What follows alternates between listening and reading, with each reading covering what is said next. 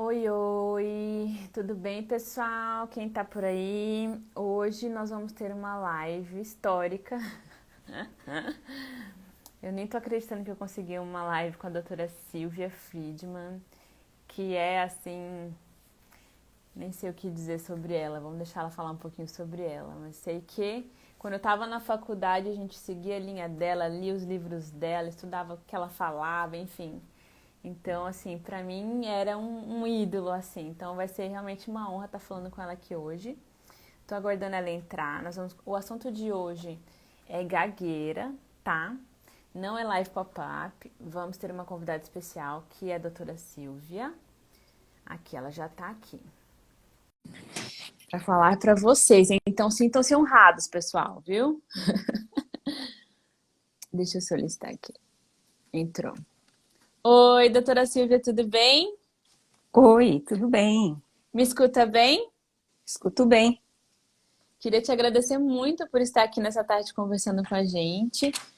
As pessoas me fazem muitas perguntas referentes à gagueira e não conheço ninguém melhor do que você para falar sobre esse assunto.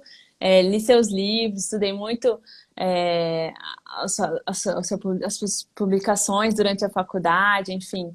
Eu fui aluna da professora Regina Yu, não sei se a senhora conhece por nome, mas ela Conheço. conhece, ela também fala muito de você, enfim. É uma honra muito grande te receber aqui. E se a gente pudesse começar com você conversando um pouquinho, explicando para as pessoas um pouco sobre o teu envolvimento com a causa, enfim, teus estudos em relação à gagueira, para o pessoal poder entender melhor assim, de onde a gente parte, né? Muito bem. Então, agradeço muito o teu convite, a oportunidade de estar nesse espaço. E conheço muito a professora Regina Yu, somos amigas, né? Então, a causa, né, como você diz, interessante. Eu comecei a me interessar por gagueira em 1972, 73, acho que quando eu entrei na faculdade mesmo, por uma questão em família, de ter a gagueira, e aqueles pensamentos da gente jovenzinha, né? Vou estudar isso para poder ajudar o fulano, né? E, e aí uma surpresa, porque à medida que eu ia estudando fono, não aparecia gagueira. E quando apareceu gagueira, apareceu, sabe, uma coisa muito pequena, não havia nenhum aprofundamento. E o que mais ficou marcado para mim foi que é um assunto controverso. De fato, a gente não sabe muito bem o que é psicológico, orgânico. Eu lembro das aulas do Dr. Alfredo Tabiti, onde eu escutava isso, e onde pela primeira vez veio fazer uma palestra uma fonoaudióloga, Yara Araújo, que era, na época, grande especialista em gagueira. Isso é 1972, assim, né? Uma pessoa que tinha uma grande formação psicanalítica pela autopsicanálise e que tinha bastante sucesso no tratamento com gagueira. E aí ela ofereceu estágio. E então eu vi nisso a oportunidade que nós temos mesmo, né, que fazer estágios variados. E eu fui então ficar perto da Yara e comecei a olhar a gagueira já desde o início como uma pessoa que tinha uma formação né, digamos, psicanalítica, mas uma formação psicológica, e que foi me mostrando a dimensão emocional da gagueira, né? Então, o meu envolvimento foi por isso, por querer buscar, achar que eu vou ser fono, vou tratar da minha família, e isso me levou a esse aperfeiçoamento. Então, eu fiquei, acho que 10 anos trabalhando ao lado de Yara, entendendo, aprendendo. Ela tinha uma maneira muito singular de fazer terapia, ela fazia terapia individual, fazia grupo, e eu era assistente, né? Então eu fui vendo como ela trabalhava com a mente da pessoa com gagueira, transformando valores, concepções, e como as pessoas melhoravam muito, conseguiam emprego, conseguiam defender suas teses. E depois disso eu fiquei com muita vontade de poder contar isso para o mundo, e aí eu entendi que seria a vida acadêmica. Então isso me levou ao pós-graduação em psicologia social, porque eu queria uma formação nessa linha, e conheci a doutora Silvia Lem, que trabalhava com psicologia e linguagem. E isso iniciou todo um conjunto de estudos da psicologia russa, da compreensão de como o social forma a nossa mente, né? Como a determinação social vai formando as nossas estruturas mentais, o que foi perfeito para eu poder entender as relações sociais, as relações de fala, de comunicação, e como isso pode levar a pessoa, hoje eu sei, a um trauma. Eu levei quase 3 décadas para poder entender, para sacar que a gagueira é fruto de um trauma. E começou tudo ali, com estudos da Sylvia Lane, que ela tem muitas publicações, já é falecida, e da psicologia russa, e assim eu fiz meu mestrado, que foi o meu primeiro livro, Gagueira, Origem e Tratamento, e depois eu continuei no doutorado, que eu escrevi, é um livro também, A Construção do Personagem Bom Falante, que é, na verdade, a minha grande sacação foi esse mestrado, a gagueira, origem e tratamento, que a editora pediu para pôr tratamento. Mas só no doutorado é que eu realmente escrevi sobre o tratamento, contei casos, detalhei e já tinha estudado muito, porque entre o mestrado e o doutorado eu tenho 7 anos de que eu estou só estudando. Né? Cartas ao paciente veio depois? Logo depois do meu mestrado, que quando eu entendi a imagem de si como mal-falante, que é isso que a sociedade constitui na cabeça de uma pessoa que faz com que ela seja gaga, né? Ela começa a se ver como mal-falante, discriminada e sofre. Então antevê palavras, tenta não gaguejar. E eu pensei, poxa, se eu saquei isso, é possível que eu possa tratar de uma pessoa por cartas. Por que não poderia?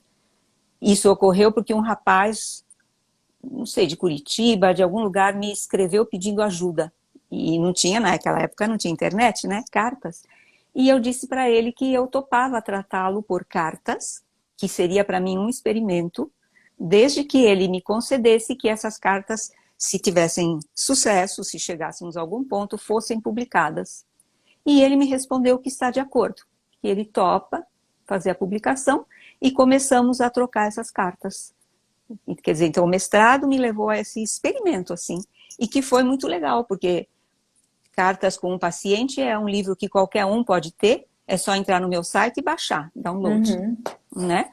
E que foi traduzido por um colega ao espanhol, que me levou à Espanha para lecionar sobre gagueira, né? Então ele tem as 2 versões, e a versão em espanhol foi o que me levou a novas cartas com esse rapaz, e só nessas novas cartas é que fica claro que ele se diz ex-gago. Uau! Eu não sabia disso. Porque o livro ele legal. tem um conjunto de cartas, depois outro conjunto, né? Mas é esse todo. E foi por causa da publicação na Espanha.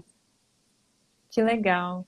Acho que, assim, o pessoal já entendeu um pouco, assim, um pouco da sua história, um pouco do seu ponto de partida, né? Um pouco dos seus estudos, seu envolvimento. Eu gostei muito que você falou no começo que, assim, gagueira é um assunto polêmico. Eu chamo de vespeiro. Eu falo que gagueira, se você põe o dedo, você leva uma picada. Então, pessoalmente, como eu estou muito exposta nas mídias sociais, eu acabo evitando falar de gagueira. Só que eu não gosto de estar evitando de falar de assuntos, né? Eu gosto de ter o direito de falar do que eu quiser. Mas aí eu pensei, bom, quem melhor do que você para estar aqui do meu lado e para falar com propriedade sobre esse assunto para as pessoas, né? E aí você falou um pouco do trauma, dessa questão dessa formação psicossocial. Eu queria que você explicasse um pouquinho, a maioria aqui são mães, né? Algumas fonos também. Como é que isso se estabelece? Porque não é na primeira vez que a criança gagueja, pronto, sofreu um trauma, vai ser gago. Né? Como é que a gagueira vai se instalando? E o que a gente pode estar fazendo para ajudar essa criança a que isso não se instale ou que seja minimizado? Eu acho que, então, a primeira coisa importante para isso é fazer a distinção entre o que eu chamei lá no meu primeiro livro, O Origem e Tratamento, de gagueira natural e gagueira sofrimento. Isso é fundamental. e que a gagueira natural não é que tenha pegado esse nome, mas ele é interessante, gagueira natural, todos nós gaguejamos naturalmente, mas seria o que corresponde ao termo disfluência, que as pessoas têm disfluência, né? Então, como a gagueira se instala, tem que voltar para a disfluência. A disfluência é uma forma de fala que tem repetições, hesitações, né? É muito fácil a gente saber que nesse momento eu disfluí. Por que a disfluência? Os fonoaudiólogos sabem isso, estudam linguística, as mães, se não sabem, saberão agora. A disfluência tem a ver com uma falta. A falta das palavras, do vocabulário. E a falta de habilidade de organizar o discurso em frases, a sintaxe. Por quê? Porque toda criança aprende uma língua estrangeira. Está no Japão é japonês, está no Brasil é português, não interessa. A língua que a gente aprende é uma língua estrangeira. Eu falo isso porque é fácil de você, se você fala um pouquinho, alguma língua estrangeira, um pouquinho, você logo vai ver a disfluência te pegar. Porque você fala uma, duas, três palavras e depois você não tem a próxima, falta. Você fica na dúvida. E nessa falta surge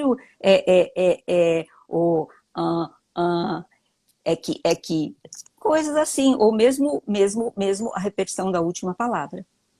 Então, é absolutamente natural, normal, que a criança pequena, por volta dos 2 anos e meio, apresente, de repente, disfluências, que é o histórico das mães.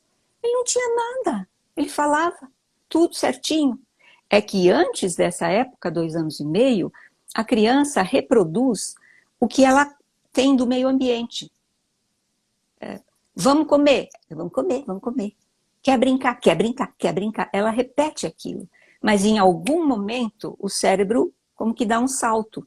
E a criança consegue pensar na própria frase, criá-la. E nesse momento ela vai ter o desfluir, porque está faltando, né? E é um tempo que aquilo baixa para a gente, assim, vem. Porque a gente não consegue explicar como a gente fala. Simplesmente a gente fala. Então, a criança tem muitas disfluências e a disfluência é uma falta. Já a gagueira é o oposto. A gagueira é um excesso. Porque na gagueira não está faltando nada. Na gagueira, a criança ou o adulto está vendo a palavra que quer dizer, está vendo e está com medo. E nessa hora, ele segura essa fala. Pelo medo, uma coisa ruim que vai vir, então ele segura. E quando ele segura, o que acontece é que vira gagueira, não é? Então, acho que isso é fundamental para entender a Constituição. Existe o desfluir e uma falta, e o gaguejar como um excesso. O que aconteceu no meio? No meio, são os meus estudos, no meio entra a dinâmica social e o fato de que os adultos não têm uma formação para entender esse momento da criança. Simplesmente isso também não tem, é uma falta. Então, quando a mãe, o pai, vem aquele seu menininho de 2 anos e meio, 3, que de repente fala: o menino não deixou eu fazer. Aí os pais olham com aquele... Hã? Num sentimento super genuíno, assim, tipo, nossa, como se fosse, quebrou, sabe? Quebrou, meu Deus do céu, isso é ruim. Então, o fundamental é isso, esse olhar do outro para você, como é ruim, tá ruim isso daí. E aí acontecem algumas coisas, assim, desde a primeira vez, mas elas se repetem, porque toda vez aí a criança e os pais com aquele olhar de algo ruim, e às vezes dizendo calma, respira, fala devagar, como se fosse ajudar, que é o de consenso, no mundo todo se faz isso. Então, atenção, olha só. Uma criança falou algo, desfluiu, mas ela está lá na dela, feliz que ela está falando. O desfluir significa algo para essa criança? Absolutamente. Não tem nem nome para aquilo. Ela está só dando tempo. O que ela recebe de resposta? Primeiro, uma negação do que foi dito, porque não se responde ao que foi dito. né? Se vier uma cara, um susto, e às vezes o calma, respira, fala devagar. Então não respondeu, portanto negou o que foi dito, e calma, respira, fala devagar, indica que você não fez direito, não. E pede que você faça de outro. Tá pedindo. Calma, respira, fala devagar. Isto traumatiza. Trauma é uma coisa que acontece quando é muito rápido pra gente e muito forte. Uma coisa que te acontece rápido e forte, você não consegue processar. Então aquilo fica para você sem processamento. E volta, e volta. Né? Como um exemplo, a própria pandemia. Já estamos há um ano nisso, mas não sei se nós processamos. Então é assim, estamos conversando aqui, ai, nem estamos lembrando da pandemia. Daqui a pouquinho, volta, é uma bolha, volta. Não é? Então, trauma, que te acontece muito rápido, muito forte, você não processou.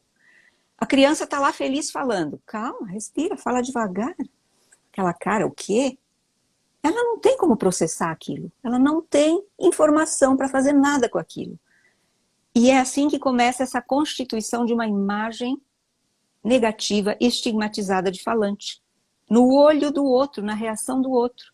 É aquele olho do outro, que não é nada menos que o teu pai, a tua mãe, a tua tia, a tua avó, que te olham com aquela esquisitice, que te pedem para fazer diferente, sendo que você, não sabe nada sobre aquilo, não. Então, você começa a ter aquele medo, aquela angústia de falar para essas pessoas. Né? Então, não é raro, acho que é quase sempre. Solta a criança que você diz que é gaga com os amiguinhos, não, lá ela não gagueja, não. Veio falar com o papai e com a mamãe, nossa. E o que acontece é que a criança vai tentar fazer o que você pediu. Calma, respira, fala devagar. Então, muitas crianças começam a inspirar antes da fala. Começam os truques. Outras crianças começam a dar uma balançadinha, a dar uma batidinha com a mão, uma batidinha com o pé, um aperto no olhinho. Porque aonde ela vai buscar? Na linguística? Aonde? Não tem. Então ela busca no corpo dela. Do mesmo jeito que quando a gente tem que pôr a linha numa agulha e o buraco é fininho, a gente faz assim, né? Franze, põe a língua e tenta. A gente vai buscar, né? Coisas que não ajudam de verdade, mas que parece que nos ajudam. Então a criança começa a fazer essas coisas. E o adulto, ele gosta? Não. Tava esquisito, piorou. Calma, respira, faz devagar, o que é isso? Então a criança, embora tente fazer o que pediram do jeito que ela pode, nunca acerta, nunca acerta. Então pensa o que vai acontecer com a imagem de falante dessa pessoa, com a confiança dessa pessoa para falar em público, para falar com os outros, porque o trauma da gagueira é esse, é o olho do outro. Todo mundo sabe, todos os gagos sabem, que se estiver falando para a parede, para a árvore, para o cachorrinho, onde foi parar a gagueira? Nada, sumiu, acabou. É só quando tem aquele olho que você atribui um julgamento ao olho. Aí começou. Começou o quê? Eu falei que a gagueira é um excesso. Você sabe o lugar da gagueira, com mais ou menos consciência. A criança, ela vai falar e ela se angustia com aquela próxima palavra. Um exemplo que nunca vou me esquecer, uma menina de 7 anos que foi minha paciente, que eu disse a ela, você sabe que palavras que você vai gaguejar? Com 7 anos ela falou para mim, eu sei. Eu falei, que palavras? Palavras com is. Falei, como escova? E geralmente, como escova, ela falou para mim, não, como escola. Não é o is de escova, é o is de escola. Então são palavras específicas que têm, geralmente substantivos, verbos, que são o centro da frase, que são aquelas palavras que a gente pode ver antes de falar, que a pessoa gaga vai criando um talento, uma habilidade para estar sempre localizando essas palavras para interceptar a gagueira que ela supõe que vai ter ali. Né? Então, com 7 anos, uma criança já conseguem ver isso, não quer dizer que todas, né? Eu tenho um caso, por exemplo, de um menino de 4 anos e ele introduziu uma puxada de ar para falar. Mas aí não cabe você ficar perguntando para ele nada, né? O que é bom? Eu expliquei como constitui a gagueira um pouco. Você falou, e o que é bom? O que é bom é isso, é você entender, primeiro, que a disfluência do teu filho, seja ela de que tamanho for, é parte da construção da linguagem, ele está numa falta. Olha para esse disfluir com aquela curiosidade, assim, que será que ele vai falar? Que será que vai falar? Porque o que ele vai falar, para ele, demorou, tá difícil. Se você tem um filho que já pisca o olhinho, que bate o pé, que dá umas pressãozinhas assim, olha para isso como, uau, olha só o esforço dele, ele está fazendo isso. Porque se ele perceber que ele agradou com esse modo de falar, já é um bálsamo para o coração dele, para a mente dele, ele agradou. Se ele agradou, ele pode relaxar. Se ele relaxar, ele pode voltar devagar a não usar mais esses truques, a abandoná-los. Então, sempre a grande palavra é acolher, receber, se agradar. Em tudo. Você pensa outra coisa, a criança vai na escola, ela fracassa. E você xinga, recrimina e diz que nunca vai ser nada. Isso não vai ajudar a pessoa em nada. Fazer ela sentir pior vai ajudar em nada, né? Então, com a fala, não sei, parece tão difícil, porque assim, há anos que a gente, né, se debate, e sempre é isso, a gagueira é um vespeiro, a gagueira. Mas é por isso, porque as pessoas querem lidar e olhar para a gagueira dentro da visão médica. Qual que é a visão E médica? existe, né, uma corrente aí. É a mais forte. Assim, e tem se fortalecido mais, assim. Eu esperava que ia ter uma reviravolta, mas não teve. Nos últimos 10 anos aí. Sim, porque a sociedade cria moldes e as pessoas vivem dentro dos moldes, número 1. Número 2, o molde médico, medicalizado, tem muito sucesso, tem publicações. E a fonoaudiologia está na área da saúde, que não era obrigatório. Ela poderia estar na área da psicologia também, é uma área híbrida, mas ela está na área da saúde. Então, as publicações que fazem ponto, que contam ponto para fono, são as publicações de saúde. Então, uma conversa como a que eu estou explicando, ela é completamente psicossocial, ou linguístico-discursiva, é nesse aí. Não dá ponto. Então, por outras razões, as pessoas preferem ficar no modelo médico. E a gagueira, que não é aquilo que vai aparecer de monte no teu consultório, não é? 1% das pessoas do mundo são gagas. Então, você vai receber um gago aqui, outro ali. Então, a pessoa não se aprofunda nisso. E quando chega, ela está lá no molde dela médico e se agarra a esse molde, né? E por aí prossegue. Então, a pessoa que já se agarrou nesse molde há 20 anos atrás, ela segue suas pesquisas por esse caminho, tá certo? Então, não querer olhar para os lados.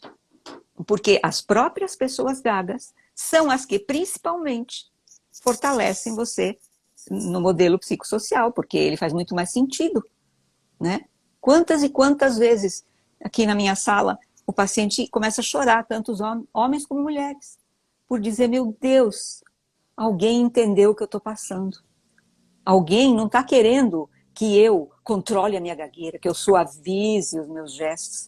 Alguém está entendendo e sabe me dizer algo sobre isso.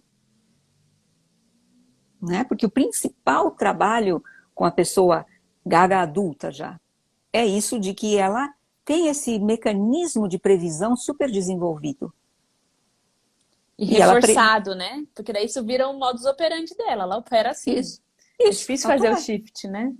Não tem, é totalmente automático, sendo que previsão, tensão. Previsão é junto, é como um interruptor, previu, tensionou.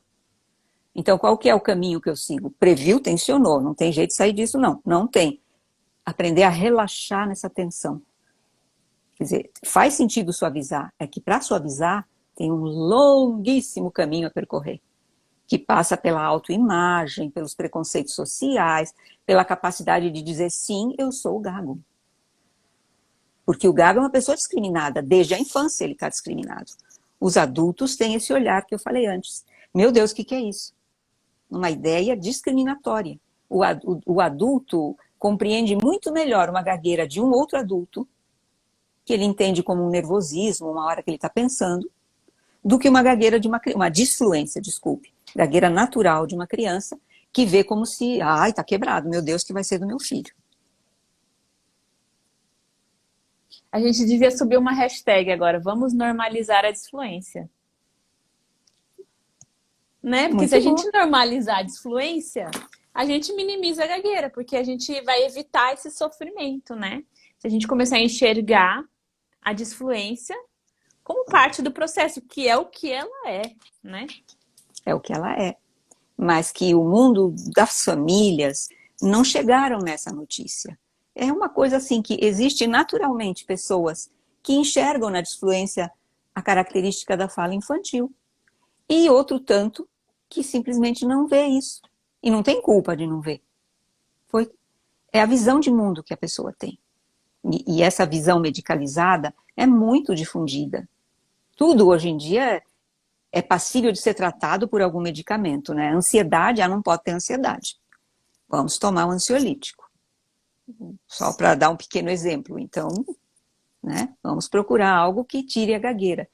Todos os remédios que existem para gagueira, pode ter outro nome, mas é tudo ansiolítico. Aí bota um nomezinho novo no ansiolítico para a gagueira, para esse público comprar. E o que ocorre? Ocorre que a gagueira continua diminuída, né? Porque a pessoa está mais calma, liga menos para a opinião do outro, então pode ter uma atenuação da gagueira. Mas o sofrimento de não ser livre para falar onde você quer, como você quer, continua. Né? E assim, eu também não sei até que ponto adianta, e aí você vai me responder se é uma dúvida que eu tenho. O adulto fingir que tá tudo bem, né? Pra criança tá lá gaguejando e o adulto tá lá fingindo que tá tudo bem. Ou o adulto realmente estando convencido e se sentindo que tá tudo bem. Existe uma diferença. A criança consegue pegar esse cinismo, assim, tipo de, vou fingir naturalidade, porque me mandaram. Ou realmente não, tá natural. Com certeza, se tem uma coisa que a criança percebe é a linguagem emocional, né? Que é a nossa primeira linguagem como seres no mundo. Né? O bebê se comunica totalmente por emoção e é o que ele consegue captar inicialmente. E do rosto dos nossos pais, sempre, desde o início para sempre, a gente Cada consegue... milímetro. Cada milímetro. Então, piora, né? Porque quando o adulto, porque se lhe pediu, ele faz isso como um ritual, como um teatro, não, teatro que eu vou ofender, porque o ator bom é aquele que realmente sente a coisa, né? Então ele faz como um ritual. Ele piora, porque a criança acaba vendo isso, sabe? Esse cinismo, esse fingimento, então o que ele vai entender? Nossa, é pior do que eu imaginava. Só vai sobrar isso. E passa o tempo, e a família diz, nós nunca mais chamamos atenção, não fizemos nada. Mas ele só está piorando. Então isso abre uma questão muito importante, que o trabalho com a gagueira infantil não se limita a você dizer para o pai e para a mãe, olha, isso é natural, tá? Estou te falando, sou fono, cientista, Então você não pode reagir, porque isso vai fazer mal para a criança. Você entendeu? Entendi. Então tá. Não, você não fez nada. Porque o teu verdadeiro paciente, mesmo que eles não saibam, é a família. Porque você tem que trabalhar com as concepções da família para que ela consiga olhar diferente e chegar na segunda opção que você deu. Que realmente a família consiga entender esse padrão e ver nele a graça, a beleza, a fofura do jeitinho infantil. Então você não vai conseguir isso por uma ordem, né? Isso Não é é à toa curioso. que muita gente sai de casa e pronto, né? Acabou a gagueira. Bom, pode Né? ser. Já viu isso acontecer? Fica adulto, cria uma vida, consegue um emprego, sai de casa, aí vem a fluência, né? Aí vem a fluência. E odeia visitar o pai e a mãe porque é a hora que ele volta a ficar gago, né? E isso é que eu vejo. Que fora no mundo a pessoa, nossa, já fez de tudo. E o tormento maior, e às vezes então é o que traz no consultório, eu não entendo. Eu sou diretor, eu faço, aconteça. Eu tenho umas gagueiras, mas tudo bem. Mas na casa da minha mãe, nossa, não consigo, o que é isso? Ou eu encontrei meu primo, de muitos anos, meu Deus do céu, recaída, né? E na verdade é isso, que nos olhos dessas pessoas, aquele que é gago, ele vê algo assim, você ainda continua gago? Você ficou adulto, ainda tem essa falinha de criança aí, gaguejando, o que é isso? Né? Volta Então, tudo.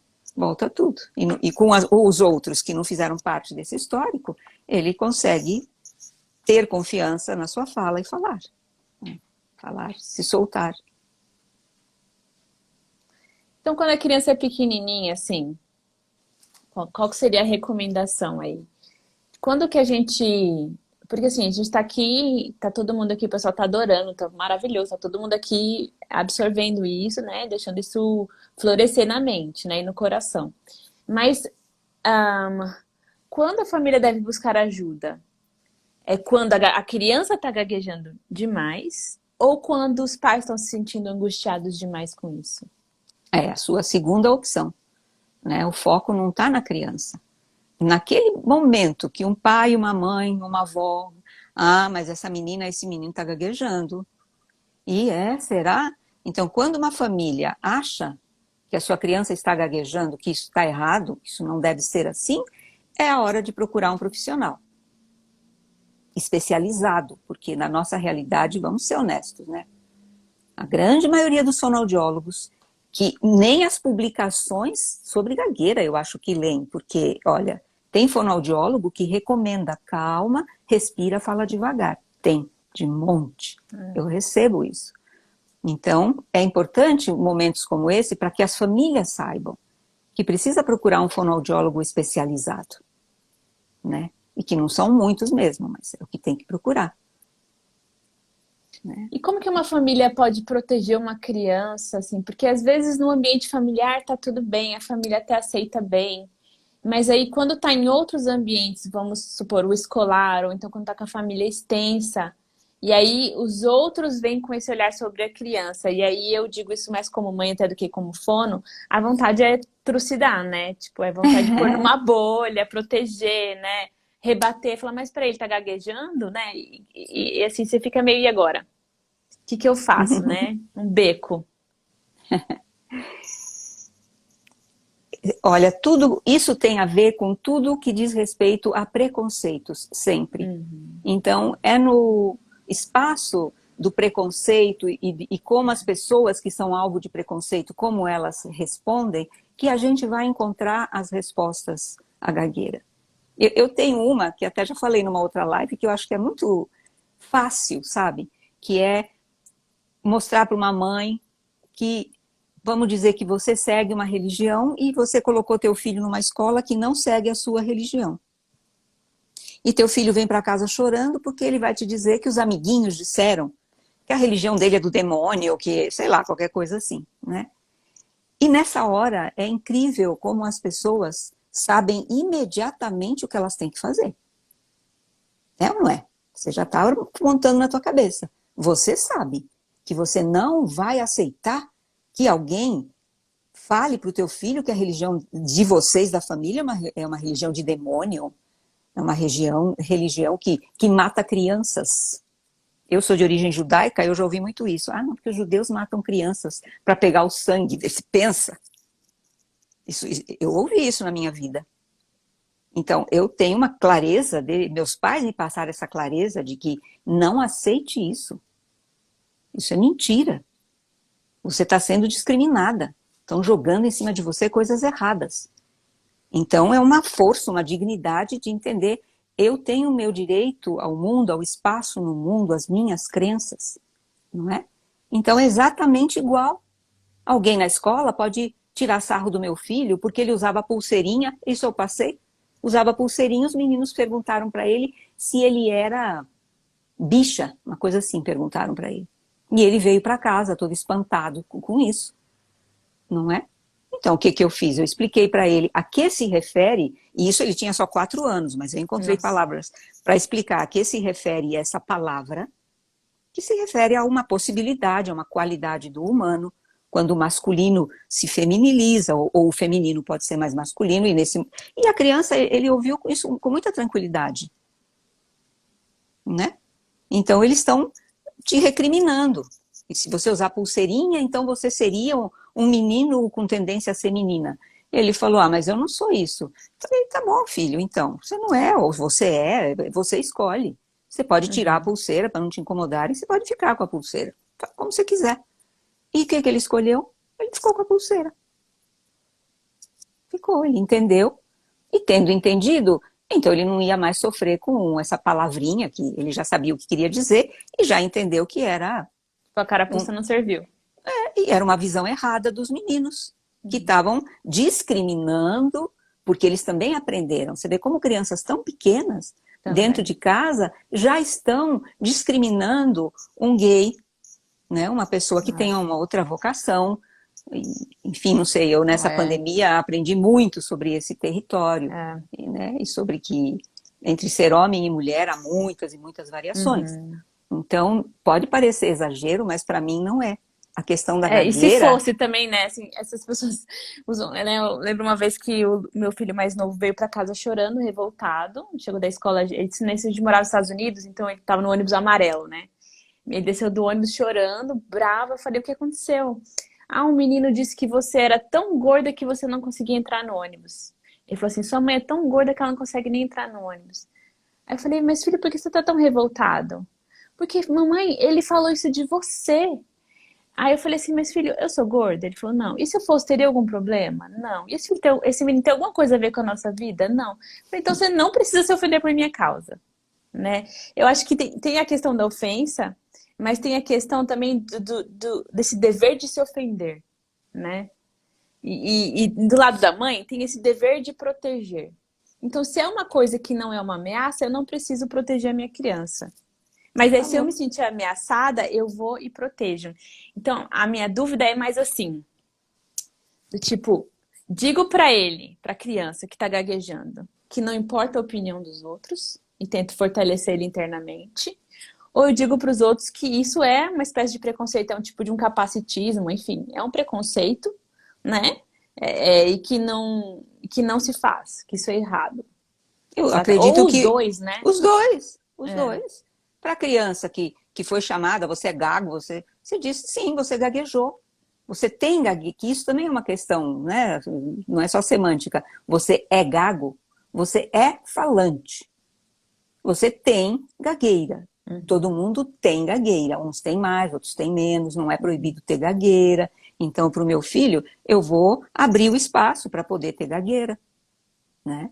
Vamos olhar. É normal. Normal. E vamos procurar exemplos, vamos ouvir pessoas, mostrar, agora, como a gente tem disfluências, gagueiras, porque nesse nível, gagueira, disfluência, é como se fosse uma mesma coisa. Então vamos observar que as pessoas têm e tudo. Vamos falar de discriminação, por isso que eu comecei a falar de outras discriminações, e mostrar que o mundo tem essas discriminações, como se fosse possível um ser humano, assim, de um jeito perfeito, e tudo que está fora disso não presta. Isso são ideias, me desculpe, mas são ideias nazistas, né? Então, tudo isso eu vou falar com meu filho ou filha no momento em que ele foi marcado de alguma maneira, que pode ser pela gagueira, pode ser pela sua cor, pode ser por qualquer coisa. E, ao mesmo tempo, eu vou na escola, no caso, eu nunca mandaria uma mãe, eu sempre vou na escola, com toda a educação, pergunto sempre para a professora, a coordenadora, quem fala comigo, qual a visão que ela tem dessa criança, é só isso que eu pergunto, para deixar vir o que ela vai dizer. E o jeito que ela fala já me mostra se ela está vendo a disfluência ou gagueira como problema ou se ela está vendo isso como natural nas crianças. E muitas vezes veem como natural, porque na escola eles veem muita criança disfluindo e eles entendem que é natural. Quando a criança já tem tiques variados, então aí eles já sabem que é gagueira, aí é mais difícil deles verem como natural. Então, uma vez que eu tenho a descrição da escola sobre como eles veem a criança, aí eu começo a trabalhar com esses elementos, com essa concepção que a escola me trouxe, na direção que eu te falei, né? Inclusive eu tenho um artigo que também baixa de graça lá no meu site, que é O Mito da Fluência Absoluta. Qual que é o seu Que eu site? Eu escrevi. vou fixar aqui para o pessoal poder ler.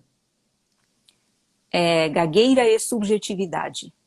Vou Tudo fixar aqui junto, também. gagueira e subjetividade.info.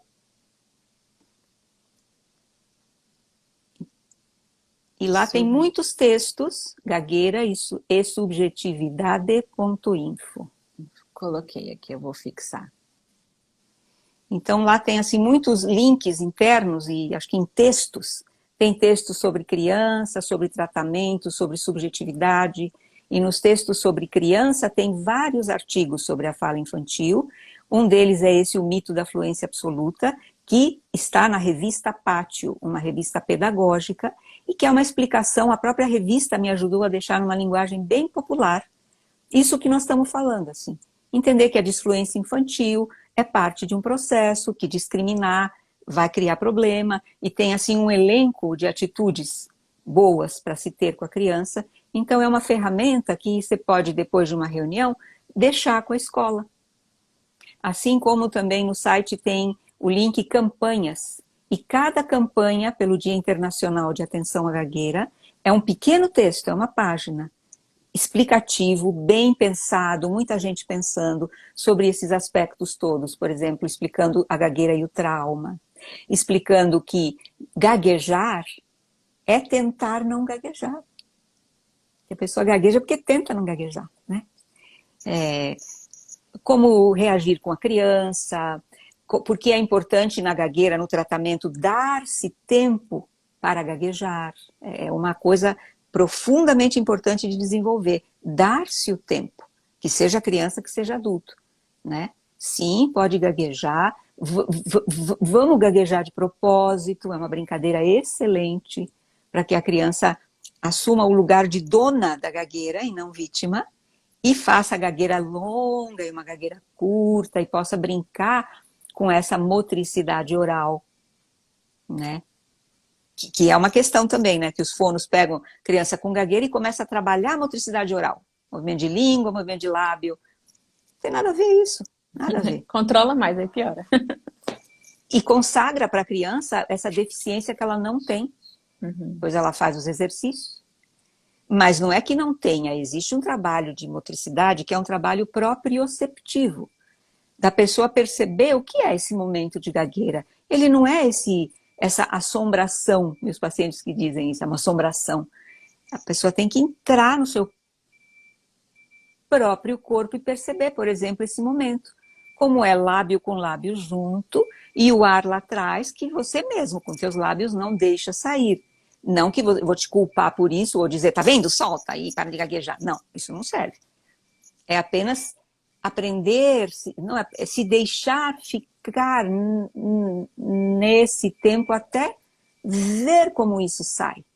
Porque na gagueira a pessoa, tudo que ela faz é na mente, estão esperando, estou demorando muito, ai meu Deus, o que vão pensar de mim? E o gesto está travado aqui, mas ela não sente o gesto para nada. Dá até Então, medo, né? Claro, ela está divorciada do corpo. Então, o grande trabalho com a gagueira é trazer a pessoa para o corpo, para esse gesto, que ela passa a entender em todos os seus detalhes e poder imitá-lo. E criança também. Eu digo sempre assim, ai, que interessante esse que você fez aqui. Posso fazer também? Eu gostei. Indo naquela linha, assim, gostei. Eu reforço a criança no esforço dela de falar melhor, né? Porque todas as travas de uma pessoa gaga são genuínos esforços para falar melhor, que sempre são bonitos. Então eu pego, falo que bacana, posso? Pode. E aí a gente começa a brincar de fazer de propósito. Chega o momento que a criança fala, ai, posso parar de gaguejar? Eu falo, claro. E é muito legal. Né? Não sou eu que digo para. Ela se cansa de gaguejar de propósito e quer parar. Então, são atitudes, atividades que vão fazendo a criança tirar a gagueira desse lugar obscuro, remoto, sei lá, ruim, pegajoso, tenebroso, e trazer para o contato, para a sensação, para a brincadeira com a criança. Mas a gente começou isso pensando que a família, se a família não é trabalhada e continua com aquele olhar de, mas não está melhorando nada, que fono é essa que você está levando teu filho que está gaguejando aí? O que é isso? Então, aí, pelo menos a criança tem uma nova visão de mundo. Ela levará isso para a vida. Mas o sofrimento não vai acabar se a família não puder transformar a visão dela. E para isso, tem que ter sessões. Eu que até faço uma isso. pessoa que escreveu aqui. E se para os pais isso for motivador de ansiedade? Então você está fazendo a criança, né? Ela falou assim, Silvia, como manejar os casos onde os pais se recusam a fazer essas brincadeiras que poderiam naturalizar a disfluência para a criança? Vamos tirar as aspas, é naturalizar mesmo. Naturalizar as disfluências, a disfluência para a criança. Para crianças isso pode atenuar o peso da ansiedade. Ela falou assim, mas para os pais isso motiva mais ansiedade. É que, né, tipo, o que ela tá dizendo é, pra que a gente vai tirar o Entendi. medo da criança, sendo que os pais vão ficar com mais medo ainda de você estar fazendo isso, né? Você tá mexendo com fogo na cabeça do pai, né? O quê? Tá pedindo pra ele Então, gaguejar mais? então, veja só que essa própria pergunta já contém a resposta. Exato. Qual é a resposta? Os pais não são os que vão tirar o medo. Os pais não são o fonoaudiólogo. Então, se eu deixei entender que os pais deveriam fazer isso, mil perdões. Me perdoem mesmo, porque está errado. Eu não estou dizendo que os pais devem fazer isso. Aliás, digo com todas as letras que eles não devem. Essas atividades que eu falei são do fonoaudiólogo especializado em gagueira dentro do consultório. E esse fonoaudiólogo tem que ter sessões frequentes com a família e ser capacitado a trabalhar com a ansiedade. Isso eu sempre digo, vou dizer de novo. Para tratar de gagueira, você tem que estudar psicologia. Você não precisa ser psicólogo, não, porque a psicologia é estudada para empresas, por exemplo. A psicologia não é propriedade de ninguém. Eu não vou virar uma psicoterapeuta, mas eu tenho que ser uma terapeuta que conhece trabalho psicológico com ansiedade para poder lidar com as famílias das crianças que têm gagueira, que todo mundo concorda que a gagueira é da alçada do fonoaudiólogo, não é? Então, o fonoaudiólogo tem que estudar sociologia, tem que estudar didática, pedagogia, muitas coisas para ser fonoaudiólogo. O próprio curso de fonoaudiologia é um leque de muitas áreas. A gente estuda anatomia e a gente não vira médico, não é?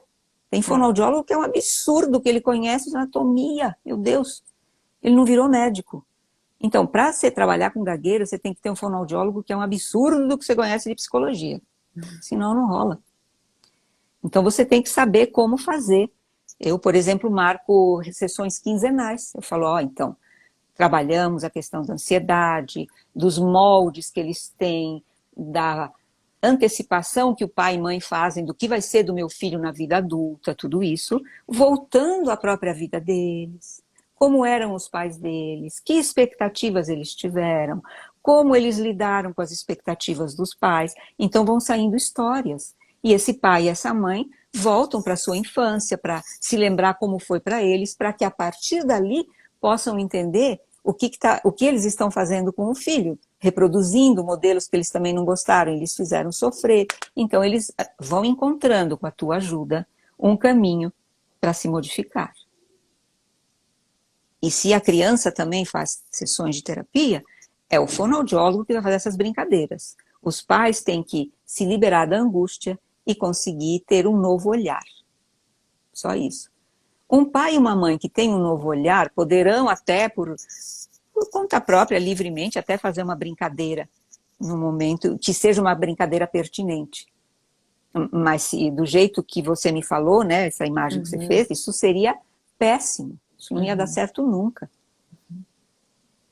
Ela disse depois aqui que ela é fono, mas ela é de outra área.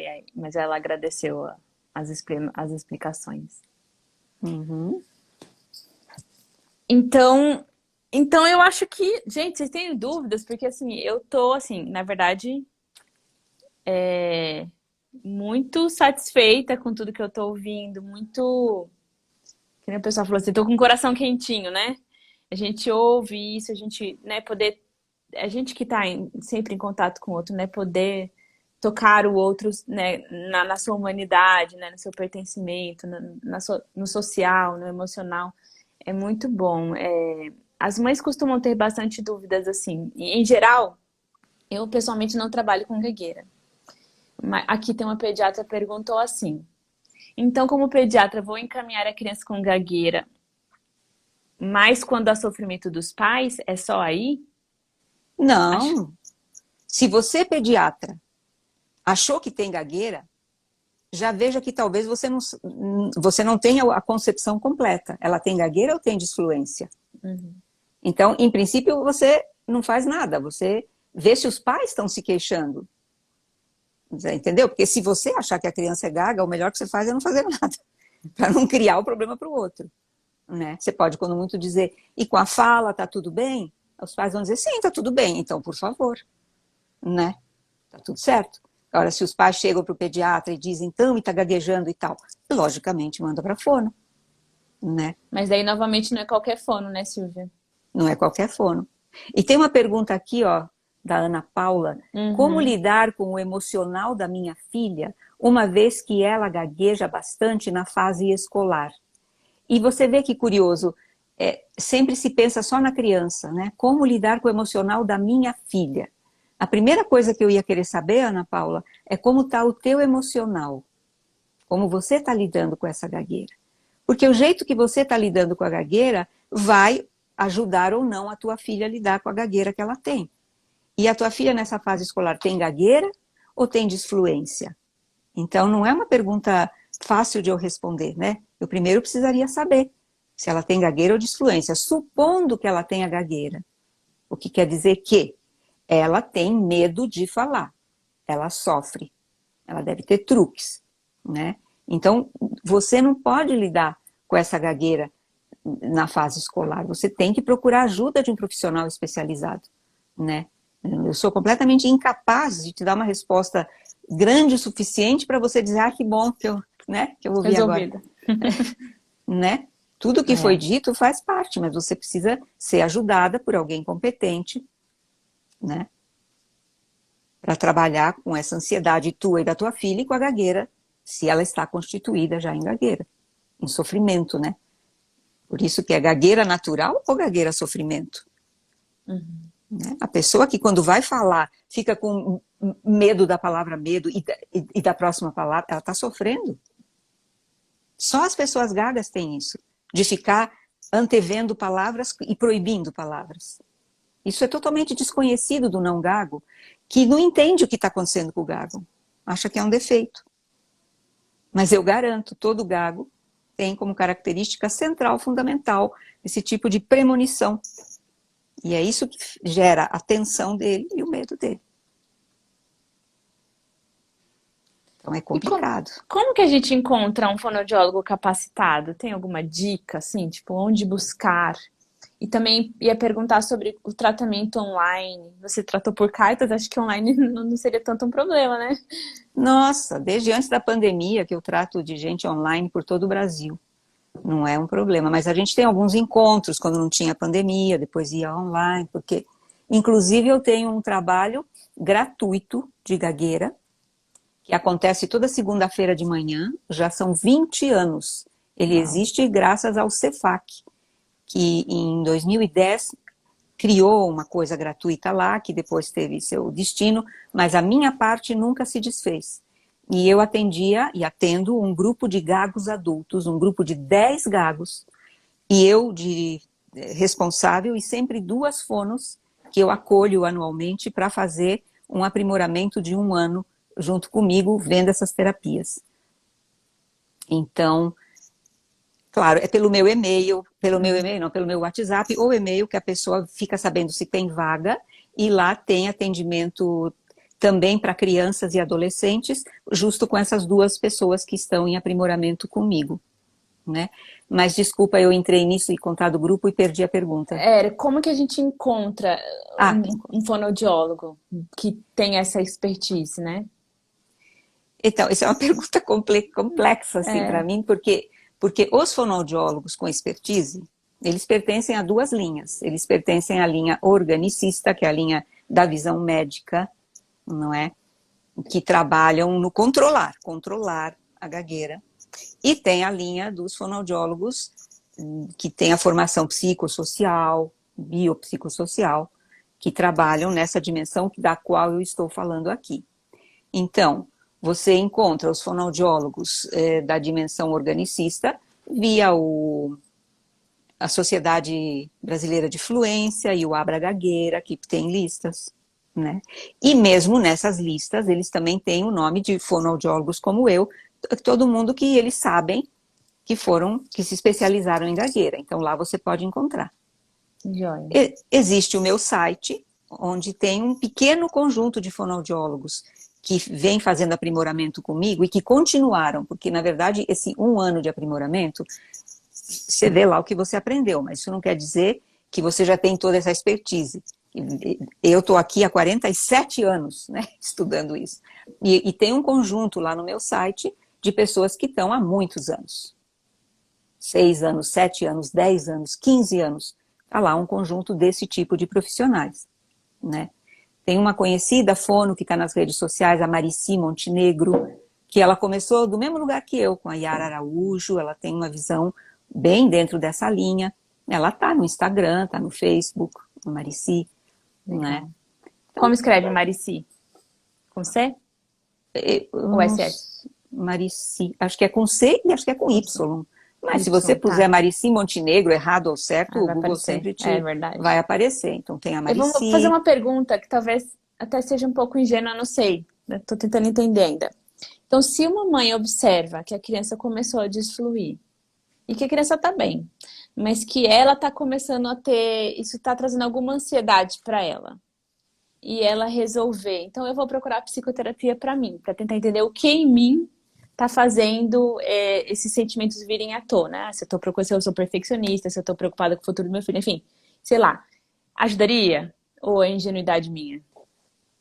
Ajudaria, claro, claro. Porque aí a pessoa está pondo foco em si mesma e não no filho, está entendendo que o desenvolvimento do filho está lhe gerando ansiedade. E ela vai procurar uma psicoterapia para olhar para si mesma. Acho que é muito bacana. Tá. Aí, uma vez que a gente note que a criança tá sofrendo, aí é indispensável ir para fono. Ou mesmo quando, assim, eu tô tentando entender assim, qual é a recomendação? Uma recomendação clara e simples para os pais. Ó, meu filho está desfluindo, é o momento de levar na fono. Ou ainda não é o momento? É o momento.